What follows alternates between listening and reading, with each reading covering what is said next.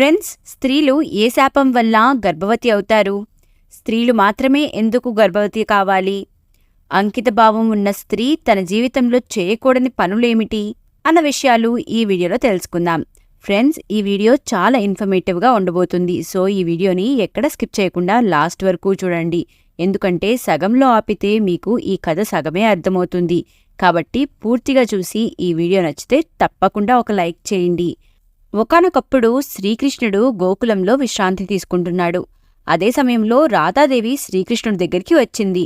ఆమె శ్రీకృష్ణుడితో ఇలా అంటుంది: ప్రభూ, ఈరోజు నేను మిమ్మల్ని కలవడానికి ఇక్కడికి వస్తున్నప్పుడు 2 స్త్రీలను చూశాను. వారిలో ఒకరు గర్భవతి.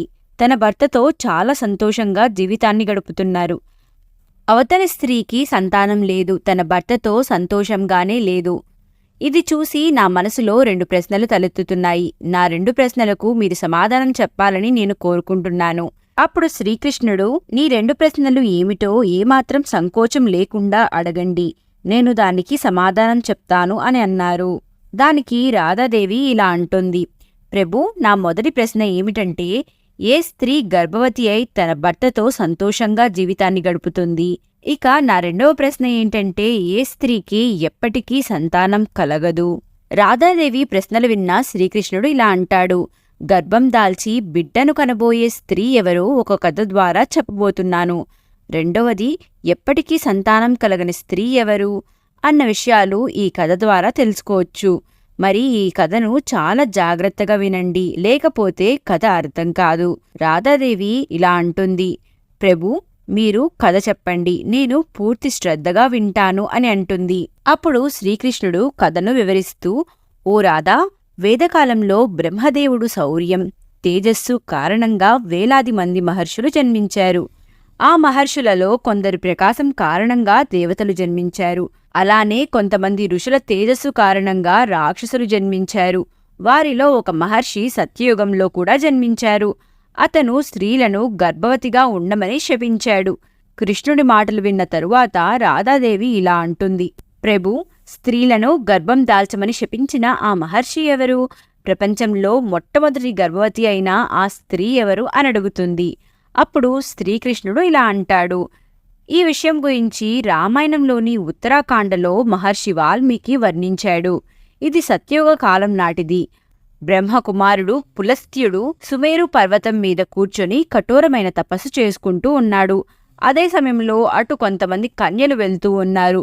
పులస్త్యుడు కఠోరమైన తపస్సు చేయడం చూసి అతని దగ్గరకు వెళ్లి అతని తపస్సును ఆటంకం కలిగించారు. అప్పుడు తపస్సు చేస్తున్న పులస్త్యుడు కోపంతో, ఏ అమ్మాయి అయితే తన ఎదురుగా వస్తుందో ఆ అమ్మాయి గర్భవతి అవుతుంది అని శపించాడు.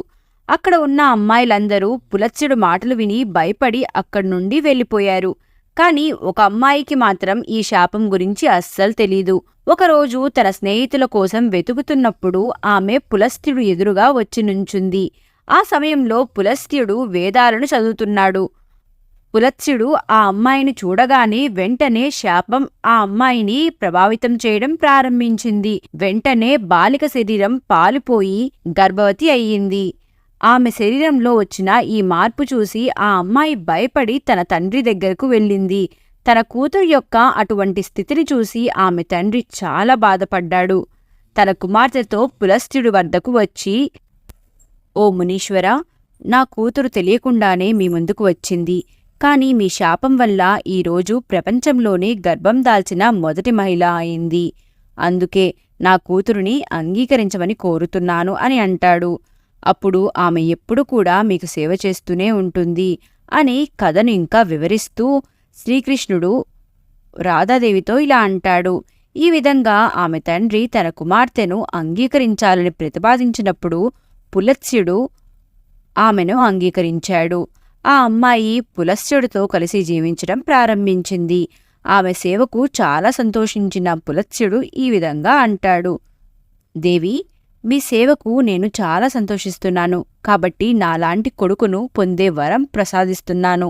నువ్వు నా ఎదురుగా వచ్చిన సమయంలో నేను వేదాలు చదువుతున్నాను. కాబట్టి నీ కుమారుడు వేదజ్ఞానమును ప్రసాదించువాడు, అదే విశ్వ అని పిలువబడతాడు. ఇంకా కథను వివరిస్తూ శ్రీకృష్ణుడు రాధాదేవితో ఇలా అంటాడు: కొంతకాలం గడిచాక ఆ అమ్మాయికి ఒక కొడుకు పుడతాడు. పులత్సుడు చెప్పినట్లుగా మీ కొడుకు విశ్వ అని పిలువబడతాడు. సరిగ్గా అదే జరిగింది. అతనికి విశ్వామిత్ర అనే పేరు పెట్టారు.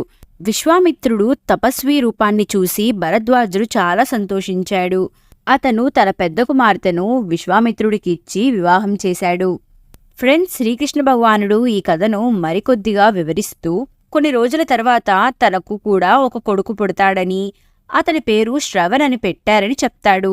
ఈ విధంగా శ్రీకృష్ణుడు కథను వివరిస్తూ, ఓ రాధాదేవి, నా కథ పూర్తయింది. ఇప్పుడు నేను మీరడిగిన ప్రశ్నలకు సమాధానం ఇస్తాను. మీ మొదటి ప్రశ్న ఏమిటంటే, స్త్రీలు మాత్రమే ఎందుకు గర్భవతి అవుతారు? అలానే మీ రెండవ ప్రశ్న ఏంటంటే, ఏ స్త్రీకి సంతానం కలిగే అదృష్టం ఉండదు? కాబట్టి వినండి, స్త్రీలలాగే పురుషులు కూడా వారి దివ్య తేజస్సు వల్ల గర్భవతి కావచ్చు. అయితే ఓ రాధాదేవి, దేవాదిదేవుడైన బ్రహ్మదేవుడు స్వయంగా ఒక స్త్రీకి ప్రపంచంలోనే దైవిక శక్తిని ఇచ్చాడు. స్త్రీని సృష్టించేటప్పుడు అతనికి చాలా సమయం పట్టింది.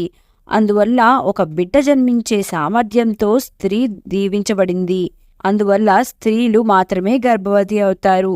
ఏ స్త్రీ అయితే తన భర్త తప్ప ఇతర పురుషులను చూడకుండా పవిత్రమైన జీవితాన్ని గడుపుతుందో వారికి బిడ్డలు కలుగుతారు. మీ రెండవ ప్రశ్న ఏంటంటే, ఏ స్త్రీకి బిడ్డలు పుట్టరు? కాబట్టి వివాహమైనప్పటికీ ఇతర పురుషులతో తప్పుడు సంబంధాలు కలిగి ఉన్న స్త్రీలు పిల్లలను పొందలేరు. వారు ఎల్లప్పుడూ సంతోషంగా జీవించలేరు. వారు తమ జీవితంలో ఆనందం, శాంతిని పొందలేరు. అసంతృప్తిగా ఉంటారు. అందుకే పెళ్ళైన స్త్రీ అంకితభావంతో జీవించాలి. ఇతర పురుషులను చూడకూడదు. అప్పుడే ఆమె సంతోషకరమైన జీవితాన్ని గడపగలదు. ఫ్రెండ్స్, మీకు ఈ స్టోరీ ఎలా అనిపించింది?